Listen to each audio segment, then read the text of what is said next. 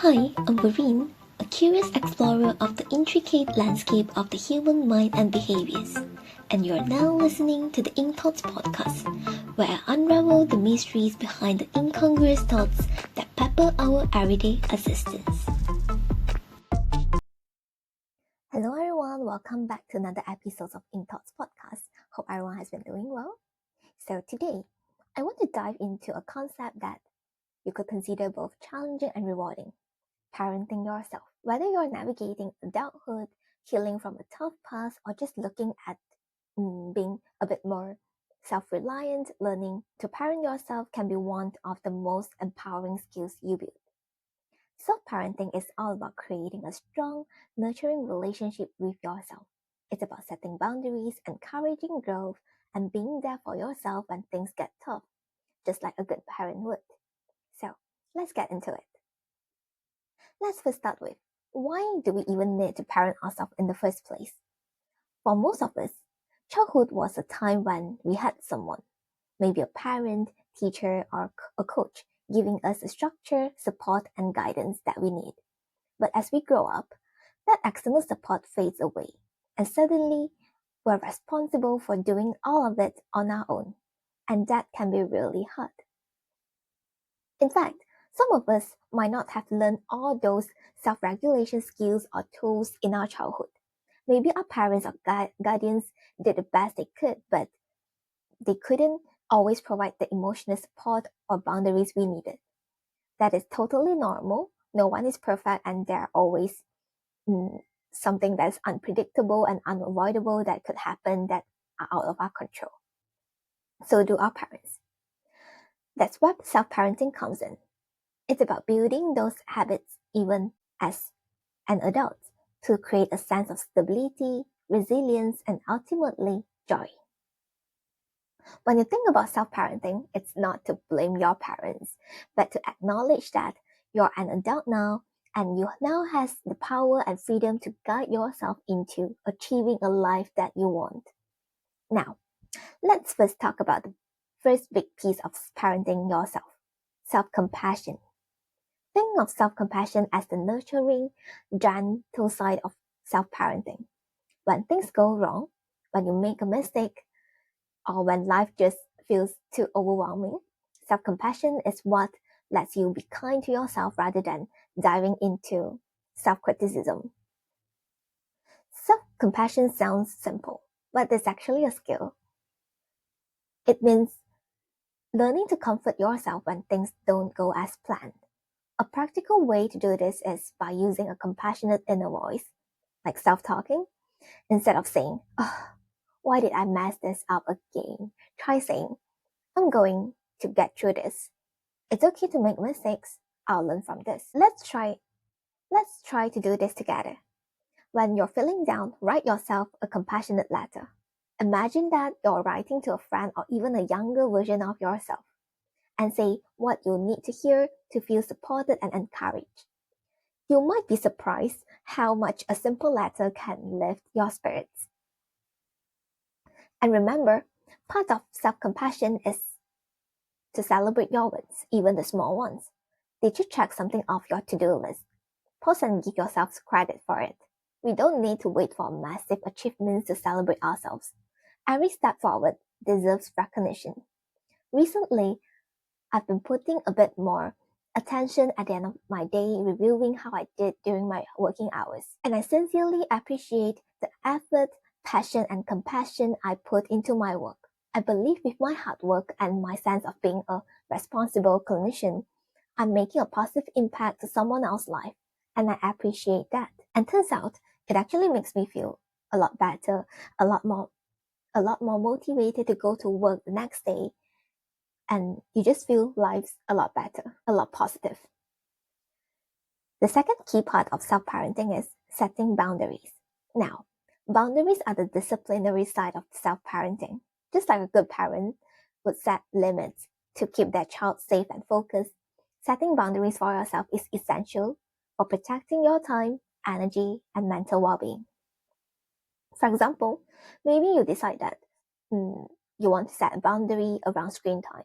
Instead of scrolling through, social media for hours before bed. You put your phone away an hour early so that you can wind down and get a good night's sleep. Practicing good sleep hygiene here. That's not about being strict with yourself. It's about respecting what you need to thrive. Or maybe it's about setting boundaries in relationships. Perhaps there are people in your life who you feel are always draining your energy. And you find that after spending time with them, you're exhausted or anxious. Self-parenting means recognizing when it's time to limit that interaction. You don't need to feel guilty for creating a life that protects your peace. Next up is self-guidance, which is all about being your own mentor and cheerleader. In parenting terms, this is like the part of a parent that encourages a child to set goals, dream big, and keep going when things get hard. One helpful strategy here is setting intentional goals. These don't need to be very big or life-changing. In fact, small goals can be incredibly powerful. The key is to choose goals that align with your values and break them down into achievable steps. If you want to exercise more, for example, start with 10 minutes a day. By setting small, doable goals, you're building confidence and creating a habit of showing up for yourself. And when setbacks come, and they always do, I believe, this is where self-encouragement comes into play. Remind yourself that everyone faces challenges, and setbacks are just a part of the journey. A great question to ask yourself during these times is, what can I learn from this? With self-parenting, you're not aiming for perfection, but for resilience and progress. Finally, let's talk about reflection and growth. Parenting yourself isn't something you do once and then you check off the list. It's a lifelong process. Just like a parent learns and grows along with their child, self-parenting is about continuously adapting to who you are and what you need at any given time. Everyone's needs might change from time to time, and that's totally normal. Self-reflection is a powerful tool here. Take time regularly, depending on how regular you want it to be, maybe once a week or once a month, to reflect on what's working and what's not. Ask yourself questions like, where did I need more compassion this week? Or where could I use more discipline? These questions help you adjust your approach as you go, so you're always evolving. But one thing to keep in mind is there should be a comfortable balance that works best for you when it comes to compassion and discipline. And remember, you don't have to be perfect at this. Self-parenting isn't about doing everything right. It's about learning and growing. Most of the time, we are so caught up in ensuring everything is done right. But is that actually a right or wrong at the end of the day? Sometimes it's very subjective. So, some days you probably lean more into self-compassion. Other days you feel the need for stronger boundaries. That's normal and that's part of the process. But, so let's wrap it up here. Parenting yourself is about building a relationship with yourself that is both nurturing and empowering. You're the one setting your limits, encouraging your growth, and most importantly, being kind to yourself along the way. If that's one takeaway I want you to have from this episode, it's that self-parenting isn't about being harsh or strict with yourself. It's about creating a life where you can truly thrive. It's about being the best supporter, mentor, and guide you can have for yourself. Thank you so much for joining me today. I hope this episode gave you some inspiration to start or continue your journey of parenting yourself. Remember, it's a process, one that's unique to you and evolves over time.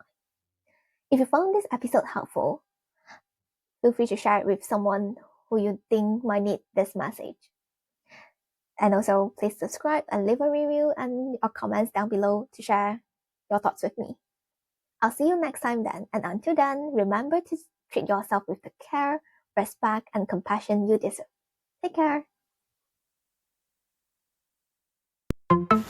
Thank you for listening to this episode of the podcast. If you enjoyed it, do like and share it with your friends and family and drop me a comment on YouTube.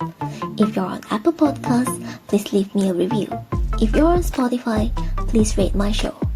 Alternatively, any questions or feedback, feel free to email me at hello@incthoughts.com or send me a private message on Instagram, Facebook or Twitter with the username of IncThoughtspod.